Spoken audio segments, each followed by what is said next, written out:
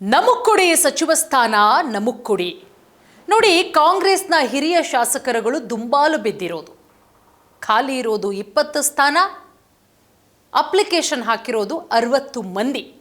ಇದು ಕಾಂಗ್ರೆಸ್ ಹೈಕಮಾಂಡ್ಗೆ, ಸಿಎಂ ಡಿ.ಕೆ. ಶಿವಕುಮಾರ್ ಅವರಿಗೆ ಒಂದು ರೀತಿಯಲ್ಲಿ ತಲೆನೋವಾಗಿ ಪರಿಣಮಿಸಿದೆ.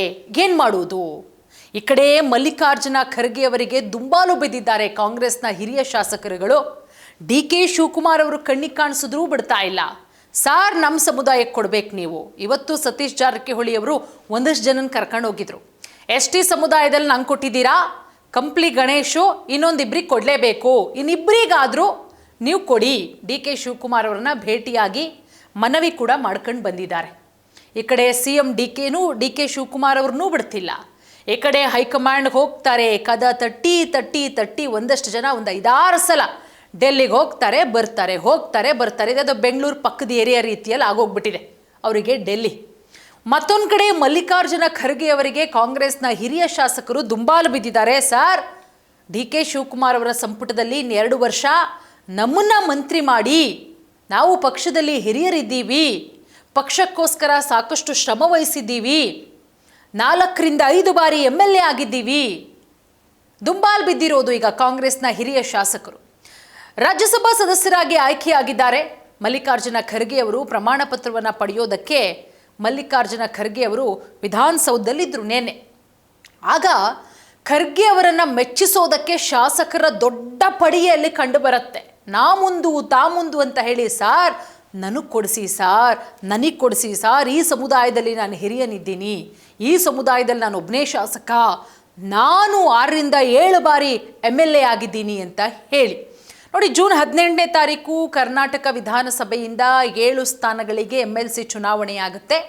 ಅದಾದ ನಂತರ ಮುಖ್ಯಮಂತ್ರಿ ಡಿ.ಕೆ. ಶಿವಕುಮಾರ್ ಅವರ ಸಚಿವ ಸಂಪುಟ ವಿಸ್ತರಣೆ ಆಗುವ ಸಾಧ್ಯತೆಗಳು ಕೂಡ ಇದೆ. ನೋಡಿ, ಖಾಲಿ ಇರುವುದು 20, ಪೈಪೋಟಿ ಇರೋದು 60. ಹೀಗಾಗಿ ಸಚಿವಾಕಾಂಕ್ಷಿಗಳ ಪಟ್ಟಿಯೇ ಬಹಳ ದೊಡ್ಡದಿದೆ. AICC ಅಧ್ಯಕ್ಷರಾದಂತಹ ಮಲ್ಲಿಕಾರ್ಜುನ ಖರ್ಗೆ ಅವರ ಬೆನ್ನು ಹತ್ತಿದ್ದಾರೆ ಒಂದಷ್ಟು ಜನ. ಮಲ್ಲಿಕಾರ್ಜುನ ಖರ್ಗೆ ಅವರನ್ನು ಮೆಚ್ಚಿಸೋದಕ್ಕೆ, ರಾಹುಲ್ ಗಾಂಧಿ ಅವರನ್ನು ಮೆಚ್ಚಿಸೋದಕ್ಕೆ KC ವೇಣುಗೋಪಾಲು, ಸುರ್ಜೇವಾಲಾ, ಡಿ.ಕೆ. ಶಿವಕುಮಾರ್ ಇವರನ್ನು ಮೆಚ್ಚಿಸೋದಕ್ಕೆ ಇನ್ನಿಲ್ಲದ ಕಸರತ್ತುಗಳನ್ನು ಮಾಡ್ತಾ ಇದ್ದಾರೆ, ಒಬ್ಬೊಬ್ಬರು ಕೂಡ ಒಂದೊಂದು ರೀತಿಯಲ್ಲಿ. ಮಲ್ಲಿಕಾರ್ಜುನ ಖರ್ಗೆ ಅವರನ್ನು ಮೆಚ್ಚಿಸೋದಕ್ಕೆ ಶಾಸಕರ ದೊಡ್ಡ ಪಡೆಯೇ ನಿನ್ನೆ ಕಂಡು ಬಂತು. ಅವರಿಗೇನು ಹೂಗಚ್ಚುಗಳನ್ನು ಕೊಡ್ತಾರೆ, ಕೆಲವರು ಬಹಳ ಗೌರವಗಳಿಂದ ನಮಸ್ಕರಿಸ್ಬಿಟ್ಟು, ಸರ್ ದಯವಿಟ್ಟು ಡಿ.ಕೆ. ಶಿವಕುಮಾರ್ ಅವರ ಸಂಪುಟದಲ್ಲಿ ನಮಗೆ ಸ್ಥಾನಮಾನ ಕಲ್ಪಿಸ್ಕೊಡಿ, ನೀವು ಹೇಳಿ, ನೀವು ಹೈಕಮಾಂಡ್ ಮೇಲೆ ಒತ್ತಡ ಹಾಕಿ. ಶಾಸಕರಾದಂತಹ ಅಶೋಕ್ ಪಟ್ಟಣ್ ಅವರಂತೂ 1 ಸಲ 2 ಸಲ ಅಲ್ಲ, ಒಂದು 4 ತಿಂಗಳಿಂದ ಡೆಲ್ಲಿಲೇ ಠಿಕಾಣಿ ಹೂಡ್ದಂಗೆ ಕಾಣಿಸುತ್ತೆ. ಯಾವುದೋ ಪಕ್ಕದ ಏರಿಯಾ, ಬೆಂಗಳೂರಲ್ಲಿ ನಾವು ಯಾವುದೋ ಪಕ್ಕದ ಏರಿಯಾಕ್ಕೆ ಹೋಗಂಗೆ ಡೆಲ್ಲಿಗೆ ಹೋಗ್ತಾರೆ ಬರ್ತಾರೆ. ಏನು ಫ್ಲೈಟ್ ಟಿಕೆಟ್ ಎಲ್ಲ ಫಸ್ಟೇ ಬುಕ್ ಮಾಡಿ ಇಟ್ಕೊಂಡ್ಬಿಟ್ಟವ್ರೆ, ವಾರಕ್ಕೆ 1 ಸಲ ಫಿಕ್ಸು.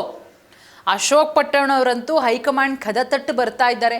ಕೊನೆಗೆ ಅವ್ರು ಹೋಗಿರೋದಕ್ಕಾದ್ರೂ ಹೈಕಮಾಂಡ್ 2ನೇ ಪಟ್ಟಿಲಿ ಅಶೋಕ್ ಪಟ್ಟಣ್ ಅವರ ಹೆಸರಿರ್ತಕ್ಕಾದ್ ನೋಡಬೇಕು. ಅದಾಯ್ತಾ, ನಮ್ಮ ಅರಸೀಕೆರೆ ಶಾಸಕರು KM ಶಿವಲಿಂಗೇಗೌಡರು ವಿಚಾರಕ್ಕೆ ಬರೋಣ. ಶಿವಲಿಂಗೇಗೌಡರು ಪರ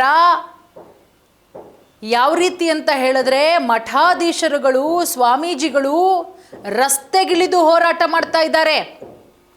KM ಶಿವಲಿಂಗೇಗೌಡರಿಗೆ ಸಚಿವ ಸ್ಥಾನ ಕೊಡಬೇಕು. ಕಾಂಗ್ರೆಸ್ ಪಕ್ಷದಿಂದ ಹಾಸನ ಜಿಲ್ಲೆಯಲ್ಲಿ ಗೆದ್ದಿರುವಂತಹ ಏಕೈಕ ಶಾಸಕರು. ಆಮೇಲೆ ಶಿವಲಿಂಗೇಗೌಡರು ಮೊದಲನೇ ಪಟ್ಟಿಯಲ್ಲೇ ಸಿಕ್ಕಿಬಿಡುತ್ತೆ ಅನ್ನೋ ಭಾಳ ನಿರೀಕ್ಷೆಯಲ್ಲಿದ್ದರು. ಬಟ್ ಅದಾಗಲಿಲ್ಲ. ಕೊನೆಗೆ ಅವ್ರು ಹೇಳ್ತಾರೆ, ನಾನೀಗಂತೂ ಯಾವುದೇ ಸ್ಥಾನ ಕೊಡ್ಲಪ್ಪ, ನಂಗೆ ಅದು ಕೊಡಿ ಇದು ಕೊಡಿ ಅಂತ ನಾನಂತೂ ಕೇಳಲ್ಲ. ಅಂದರೆ ಈ ಪೋಸ್ಟ್ ಕೊಡಿ, ಆ ಪೋಸ್ಟ್ ಕೊಡಿ, ಈ ಸಚಿವ ಸ್ಥಾನ ಕೊಡಿ, ಆ ಸ್ಥಾನ ಕೊಡಿ, ಏನಾದರೂ ಕೊಡಲಿ, ನಾನು ನಿಭಾಯಿಸ್ತೀನಿ, ನನ್ನನ್ನು ಸಚಿವರನ್ನಾಗಿ ಮಾಡಲಿ. KM ಶಿವಲಿಂಗೇಗೌಡರಂತೂ ಸಿಕ್ಕಾಪಟ್ಟೆ ಎಕ್ಸ್ಪೆಕ್ಟೇಷನ್ ಇಟ್ಕೊಂಡವ್ರೆ. ಪಾಪ JDS ಇಂದ ಕಾಂಗ್ರೆಸ್ಸಿಗೆ ಬಂದವ್ರೆ.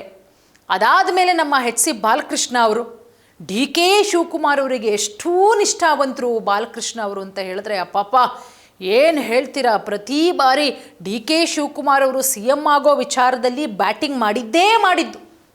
ಆದರೆ ಫಸ್ಟ್ ರೌಂಡಲ್ಲಿ ಇಲ್ಲ, ಸೆಕೆಂಡ್ ರೌಂಡಲ್ಲೂ ಡೌಟು ಅಂತ ಹೇಳಲಾಗ್ತಾ ಇದೆ. ಗೊತ್ತಿಲ್ಲ, ಅಶೋಕ್ ಪಟ್ಟಣ್ ಅವರು ಇರ್ಬೋದು, KM ಶಿವಲಿಂಗೇಗೌಡ, ಬಾಲಕೃಷ್ಣ ಅವರು, ಶಾಸಕರಾದಂತಹ RV ದೇಶಪಾಂಡೆ ಬಹಳ ಹಿರಿಯರಿದ್ದಾರೆ, ಅವರು ಕೂಡ ಸಿಕ್ಕಾಪಟ್ಟೆ ಲಾಬಿ ನಡೆಸ್ತಾ ಇದ್ದಾರೆ. ಮಂಕಾಳ ವೈದ್ಯ, ಹಂಪನಗೌಡ ಬಾದರ್ಲಿ, ಇನ್ನೂ ಕೆಲವೊಂದಿಷ್ಟು ಕಾಂಗ್ರೆಸ್ನ ಹಿರಿಯ ಶಾಸಕರುಗಳು ಮಲ್ಲಿಕಾರ್ಜುನ ಖರ್ಗೆ ಅವರನ್ನು ಭೇಟಿ ಮಾಡಿ ಸಾಕಷ್ಟು ಲಾಬಿಯನ್ನು ಮಾಡ್ತಾ ಇದ್ದಾರೆ. ಅದರಲ್ಲೂ RV ದೇಶಪಾಂಡೆ ಅವರು ಅತ್ಯಂತ ಹಿರಿಯ ಶಾಸಕರು. 2028ರ ವಿಧಾನಸಭೆ ಚುನಾವಣೆಯಲ್ಲಿ ತಾವು ಸ್ಪರ್ಧಿಸೋದಿಲ್ಲ ಅಂತ ಆಲ್ರೆಡಿ ಹೇಳಿದ್ದಾರೆ. ಹೀಗಾಗಿ ಇದು ಅವರ ಶಾಸಕ ಕೊನೆಯ ಅವಧಿ. ಹಾಗಾಗಿ ಹಿಂದೇನೂ ಕೂಡ RV ದೇಶಪಾಂಡೆ ಅವರು ಹಿಂದಿನ ಹಲವಾರು ಸಚಿವ ಸಂಪುಟಗಳಲ್ಲಿ ಸಚಿವರಾಗಿದ್ದಂಥವರು. ಸಿದ್ದರಾಮಯ್ಯ ಅವರ ಸಚಿವ ಸಂಪುಟಕ್ಕೆ ಸೇರಿಸ್ಕೊಂಡಿರಲಿಲ್ಲ. ಸೊ ಹಾಗಾಗಿ ಈಗಲಾದರೂ DK ಸಂಪುಟದಲ್ಲಿ ನನಗೆ ಸ್ಥಾನಮಾನ ಸಿಗುತ್ತೆ.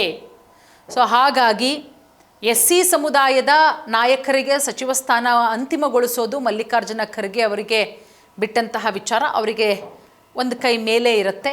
ಸೊ ಹಾಗಾಗಿ ಆಕಾಂಕ್ಷಿಗಳು ಮಲ್ಲಿಕಾರ್ಜುನ ಖರ್ಗೆ ಅವರನ್ನು ಭೇಟಿ ಮಾಡ್ತಾ ಇದ್ದಾರೆ. ಮಲ್ಲಿಕಾರ್ಜುನ ಖರ್ಗೆ ಅವರಿರಬಹುದು, ಅದರ ಜೊತೆಗೆ DK ಶಿವಕುಮಾರ್ ಇರ್ಬೋದು. ಕಾಂಗ್ರೆಸ್ ಹೈಕಮಾಂಡು ಮುಂಬರುವಂತಹ 2028ರ ವಿಧಾನಸಭೆ ಚುನಾವಣೆ, 29ರ ಲೋಕಸಭಾ ಚುನಾವಣೆ, ಈ ಎರಡನ್ನೂ ಗಮನದಲ್ಲಿಟ್ಕೊಂಡು ನಿರ್ಧಾರ ಮಾಡುವಂತಹ ಸಾಧ್ಯತೆಗಳು ಕೂಡ ಇದೆ.